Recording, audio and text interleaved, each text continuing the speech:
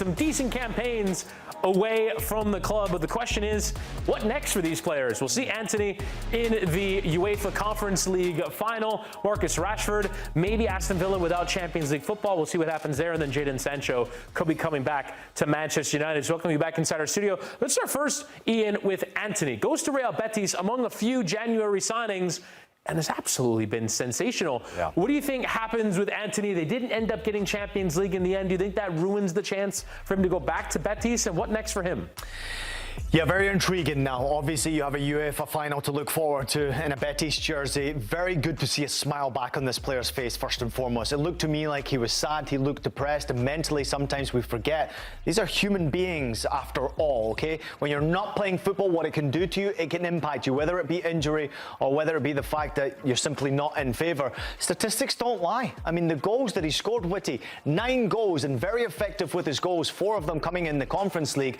It's impactful. I think the quality of goals that he scored, he's back to showing those silky skills with the confidence flowing through his veins again. He scored 2 or 3 absolute bangers. Pellegrini will be delighted the fact that these January moves that they made, obviously Cucho being another one that came in through the door, when you're playing alongside an Isco who's maybe a leader in there and someone who that you can maybe grab some of that confidence from, it helps players like Antony. I know he's getting older a little bit, and this player has gone through a massive change in his life, being spent, what, 100 million on him and all of a sudden finding himself kicked out of a football club on loan. This is the perfect response for me. I'd love to see him go to a club like Betis, but his massive salary, and I can only imagine United looking for a chunk of change, might not make that move valuable for Betis, in my opinion.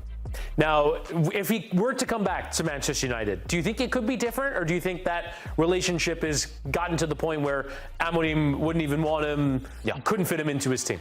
I mean, listen, if you saw what happened with Garnacho in his post-game press conference or speaking with the media after the Europa League final, and then this guy after the Europa League final also going on to social media and putting out a post saying that I was supposed to be the problem, yeah, it doesn't help you in a situation like this. He's got no future at Manchester United. There's no doubt about it that he's on his way at some point. It's just where to. I'd love to see him at a club like Betis. Yeah. UEFA football would be good for him. He can clearly help a team get into the top 4 potentially. If Betis keep their players, Witty, who knows what can happen next season? Maybe they challenge the top 4. And honestly, a club where he can be showcased as one of the main men as well, which is exactly what's happened at Betis. Moving on now to Marcus Rashford, a player who, again, didn't really have a place in Amorim's new system, had kind of worn out his welcome in Manchester, some off-the-field issues as well. Goes to Aston Villa and was spectacular. The United fans are asking, well, why didn't we see this at our club? With Villa not getting Champions League, though, what does the future hold in store for Marcus Rashford? Yeah, it's very difficult for me to see a future at Aston Villa for him. I mean, I know he's injured as well, and I think his hamstring was injured, so obviously very unfortunate to be missing, obviously, in the closing stages as well. Listen, he scored goals, he had a smile on his face. The assists were more impressive for me than the goals that he actually scored there, but he played Champions League football. He had a smile back on his face, loved pointing at the jersey, and proving to people that he still got it. The biggest problem I see with Marcus Rashford, that at Manchester United, he became such a huge star, and I mean a gigantic star, who's on a massive salary, and I think that probably sometimes holds you in the wrong regard when it comes to people like Amorim who come through the door and they expect your commitment every day in training. Whereas United under Ten Hag, some players maybe looked a little sloppy, this being one of them. I don't want to critique him because I don't know him personally. He looks like a tremendous human being, but certainly I've played with players who have been criticised before for their lack of effort in training, and there's no hiding that. If you're not training well, you will be pushed to the reserves. It happened to Rashford at Manchester United, but this is the perfect answer.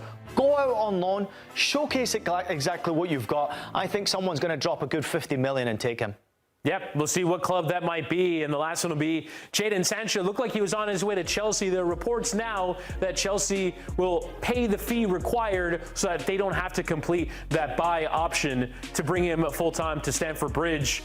And it doesn't seem like Manchester United is the place for him either. We saw him in Dortmund, had a good spell there. He played a fair bit for Chelsea this season, but maybe not part of their future. How do you see this one?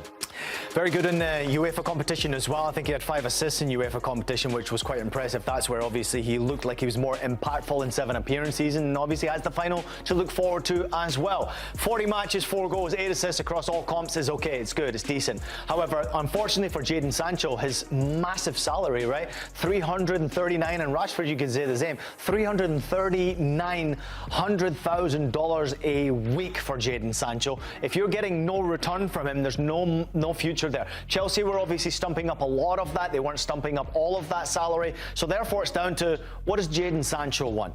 Recent rumours has him going to Leverkusen next season with Ten Hag in the market for someone like him who knows is familiar with Ten Hag. But I'm intrigued because I want to see Jadon Sancho with a smile on his face, confident, flowing. All three of these players very similar. Yeah. They can be misunderstood human beings. But if you put your arm around them and give them confidence, Witty, these three players can all be impact players. And that's exactly what they did do in their respective loans. Even the closing stages, I don't know if you saw the social media posts with Chelsea celebrating finishing in the Champions League spots. He was in amongst the celebrations, running around, celebrating. He was a part of that group and a part of Chelsea Football Club. And I can only imagine his agent is pushing for more of that. But I just think that going forward, Chelsea are going to want to have a better, more consistent player in his position in the starting 11. Future might lay elsewhere from England, I feel.